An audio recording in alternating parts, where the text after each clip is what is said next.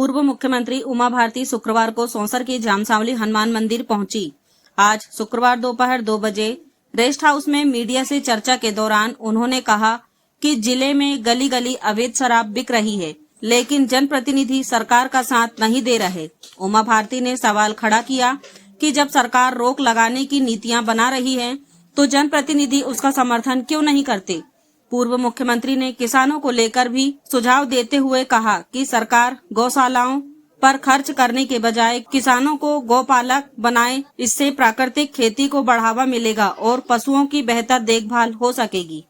पांडुरना में आपका दौरा कार्यक्रम को लेकर क्या स्थिति है? जैसे मुझे पांडुरना बहुत अच्छा लगता है क्योंकि जामसावली के जो हनुमान जी हैं वो पांडुरना जिले के अंतर्गत हैं और यहाँ के लोग बहुत अच्छे और यहाँ के लोग अल्प संतोषी हैं। अल्प संतोषी का मतलब होता है कम साधन हो तब भी प्रसन्न रहते हैं। ये पांडुरना का एक विशेष चरित्र है, बहुत अच्छा, कम साधनों में भी प्रसन्नता और ये झलकती है, उसका मुझको आभास होता है, उसकी सुगंध आती है। इसलिए मुझे पांडुरना में रुकना, इस स्थान पर रुकना, हनुमान जी के दर्शन कर। एक्चुअली मैं जाती तो नागपुर हूँ जी, काम होता है नागपुर में, नितिन जी के साथ बैठक होती है, बातचीत होती है, फिर वैद्य परिवार में जाती हूँ, माँ वो वैद्य जी के यहाँ पर, और आई से मिलती हूँ, पत्नी से वैद्य जी की। अब तो जी तो रहे नहीं, लेकिन मैं रुकना पांडुरना में पसंद करती हूँ। अच्छा, आपका अनुभव क्या बोलता है? जैसे शिवराज जी की सरकार थी और उसके बाद में अभी मोहन जी की सरकार है, इसमें आप क्या अनुभव करती है कि जैसे कौन सी सरकार में यानी लोगों को जन सुविधा हो या जैसे जो अच्छी सरकार चल रही हो, दोनों में आप क्या समझती है? जो एजेंडा 2003 में सेट हुआ था विधानसभा, जिसमें हमने 232 में से 173 सीटें जीती थी, उस एजेंडा का मुख्य काम था प्रदेश का विकास, मुख्य लक्ष्य था। और उसी एजेंडा पर शिवराज जी भी चले, उसी पे मोहन यादव भी चले। अब बात रही सफलता और असफलता की, तो ये सामूहिक जिम्मेवारी होती है। जैसे शिवराज जी ने शराबबंदी की, मतलब शराब पे नियंत्रण किया, हमने एक अभियान चलाया जी। उस अभियान की सफलता ये थी कि शिवराज जी की सरकार ने बहुत सुंदर ड्राफ्ट प्रस्तुत किया और वो पूरे प्रदेश पर लागू किया, जिसमें 2500 अहाते तो एक हफ्ते के अंदर जमीन में गिरा, मतलब जमीन दोष कर दिए।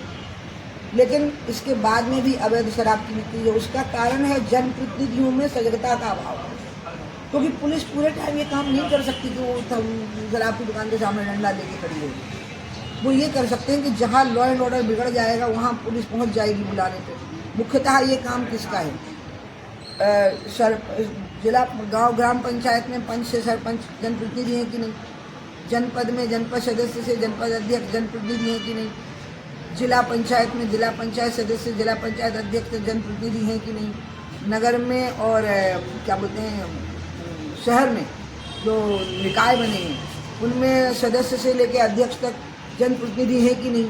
कितनी बड़ी संख्या है जनप्रतिनिधियों की। क्या ये अवैध शराब की बिक्री रुकवाते हैं?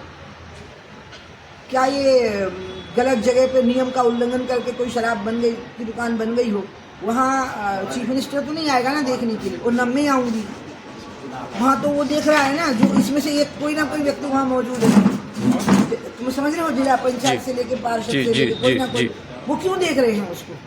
अपनी सरकार के साथ क्यों नहीं चल रहे हैं? तो इसलिए सफलता और असफलता ये तो इस पर निर्भर करेगी कि सारे जनप्रतिनिधि जन सेवक में बदलते हैं कि नहीं, कार्य किसी भी लक्ष्य की सफलता। बाकी सरकारें अच्छे लक्ष्य लेके चलती हैं और जो सरकार के मुखिया होते हैं उनके इरादे नेक होते हैं। आपकी सरकार ने अभी पांडुरना को जिला बनाया है, शिवराज जी ने बनाया है, तो पांडुरना जिला बनाए 2 वर्ष हो रहे, इसमें अभी एडमिनिस्ट्रेशन जो प्रशासनिक सिस्टम में कई ऐसे कार्यालय आने बाकी है और सब डिवीजन। मैं सरकार की प्रवक्ता बिल्कुल नहीं हूँ, इसलिए ये तो आपको किसी सरकार के प्रतिनिधि से ही पूछना होगा, या तो मोहन जी से पूछना होगा या मोहन का जो मंत्री आवे उससे पूछना होगा। ठीक है, ठीक। अच्छा, पांडुरना के लिए क्या संदेश है आपके पास में? मेरा पांडुरना के लिए संदेश है कि पांडुरना को बहुत साफ रखो, मुझे थोड़ी गंदगी देखने को मिली जी। दूसरा मेरा संदेश ये है कि आसपास में संतरों की बहुत अच्छी खेती होती है, तो उस खेती को और उन्नत करने की कोशिश करो और संतरे की जो मूल नस्ल है उसको बनाए रखो। और मैं जो जिला सरकार है या सॉरी राज्य सरकार है, जिला प्रशासन है, उनके माध्यम से वो अपना मार्केट अच्छा बना रहे हैं। क्योंकि कल कुछ किसानों ने बताया है जी कि उतनी फायदे की खेती अब नहीं रह गई है। तो अगर नहीं रह गई है तो इसमें उनको शासन का, प्रशासन का, सबका सहयोग मिले, ये एक प्रयास होना चाहिए। दूसरा मेरा ये कहना है कि मैं अब गौ संवर्धन अभियान का प्रारंभ करूँगी। जाम शामली के हनुमान जी को मैं यही कहने के लिए कि अब मैं गौ संवर्धन अभियान का प्रारंभ करूँगी और मैं गौशालाओं के द्वारा गौ की रक्षा होगी, ये बिल्कुल नहीं मानती। गौशालाओं में तो बूढ़ी, बूढ़ी, अंधी, घायल, जिनका कोई मालिक ही नहीं है, उनको रखना चाहिए। किसान गौ पालन करे और किसान गौ पालन कर सके, ऐसी स्थितियां सरकार को बना के देंगे और किसान के लिए गौ पालन घाटे का सौदा ना हो, ये स्थिति भी सरकार को ही बनानी है। दो चीज़ों में सरकार सहयोग करे बस। मैंने मोहन को भी कहा है और मैंने शिवराज जी को भी कहा था कि देखिए, आप गौशालाओं पर जितना धन लगा रहे हैं उसकी जगह पर आप किसान को गौ पालन का सहयोग करने में धन लगाइए। उसमें 3 चीज़ें चाहिए उसको। मैं आपको इसलिए बोल रही हूँ क्योंकि कल जान शामली से मैं बोल के आई हूँ जी, तो आज आपके सामने हूँ, तो आप सबको दे देंगे ये बात। जी हाँ जी। मैं आपके सामने देखिए, एक तो गाय के लिए वो नहीं बचे हैं, जंगल में जो चरने की जगह होती है, गौचर ख़त्म हो गया। पहले जंगल में जो रेवेन्यू के जंगल होते थे वो आरक्षित हो जाते थे कि ये गौचर है, रेवेन्यू वाला जंगल जो होता था। अब गौचर नहीं बचा, किसान के घर में गाय को बांधने की जगह नहीं बची। घर का मतलब कमरे बन गए आगे और पीछे, तो गाय को कहाँ रखे, सड़क पे छोड़ता है, गाय मरती है। तो अब हमको बहुत सारी चीज़ों की व्यवस्था करनी पड़ेगी। पहले ग्वाला होते थे, वो सारी गाँव की गायों को इकट्ठा करके गौचर तक ले जाते थे।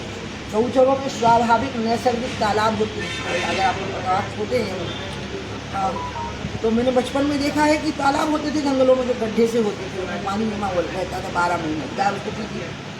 अब उन्हीं व्यवस्थाओं को फिर से करना होगा। गौचरों को खाली नहीं करवाना है क्योंकि उनका आवंटन हो चुका है STS खेती के लिए। नए गौचरों का निर्माण करना है और उसके लिए कुछ नहीं करना। सरकारी ज़मीनें खाली है जंगलों के बीच में, उनका डिमार्केशन करना है कि ये गौचर है। अच्छा, कमलनाथ जी की सरकार में पहले कमलनाथ तो नहीं, 18 महीने की सरकार में उन्होंने गौशालाओं का कई मध्य प्रदेश नहीं, अभी पहले इसको समझ लेना चाहिए। और जहाँ जहाँ ऐसी ढलाने हो वहाँ मनरेगा से बहुत कम खर्चे पर तालाब बना दो, 50-50 हज़ार 1 लाख रुपए के खर्चे। और जो ग्राम पंचायतों को राशि जा रही है उस राशि में मार्किंग कर दो। इतनी आबादी वाले गांव पे अगर इतने पशु होंगे तो इतने गौ पालक होंगे जो चराने के लिए ले जाएंगे, तो उनको हर महीने की तनख्वाह मिलेगी। अब और फिर उससे जो गाय गौमूत्र है और गाय का गोबर है उससे प्राकृतिक खेती किसान कुछ हिस्से में करे। 4 एकड़ है तो 1 एकड़ में करे, 5 एकड़ है तो 2 एकड़ में करे।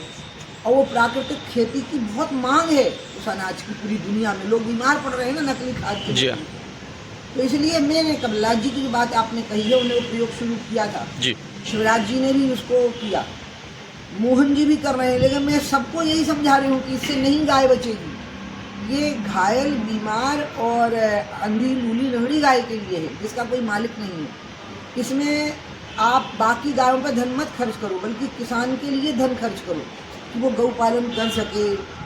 गाय के द्वारा जो गौमूत्र और गाय के गोबर से उत्पन्न जो प्राकृतिक खेती है उसको मार्केट दे दो ठीक से, क्योंकि उसका डिमांड है, बहुत बड़ी डिमांड है। और उस पर सब्सिडी दे दो उसको, जो खेती पर सब्सिडी है। अब ये बातें तुमको समझ में उतना गौर से, गंभीरता से सोचते रहोगे समझ में आ जाएगी। और इसलिए मैंने कई बार मोहन जी को भी ये बात समझाई जी, और उनकी समझ में आ रही है। लेकिन एक क्रांतिकारी कदम होगा जब हमें खेती को गौवंश पर आधारित खेती में कन्वर्ट करना होगा, किसी खेती के एक हिस्से को। और उसकी डिमांड है, वो कीमती बहुत है वो अनाज, किसान घाटे में नहीं आएगा फिर। अब उनने गौ कैबिनेट बनाई थी जी, शिवराज जी ने, फिर कमलनाथ जी आ गए तो कमलनाथ जी ने भी प्रयोग किया, मोहन ने भी कोशिश करी है, मोहन तो है ही वाला। लेकिन मैं जो कह रही हूँ वो मैं अपने मन से नहीं बोल रही हूँ। मैं किसान के घर में पैदा हुई हूँ और आज भी मेरा गांव से संबंध नहीं टूटा है। और मैं अभी एक व्यक्ति से बहुत प्रभावित हूँ, सुभाष पालेकर से, जिनने 0 बजट खेती की बात कही है। और अमित शाह ने भी वो बात कही कि एक गाय पूरे घर को चला सकती है।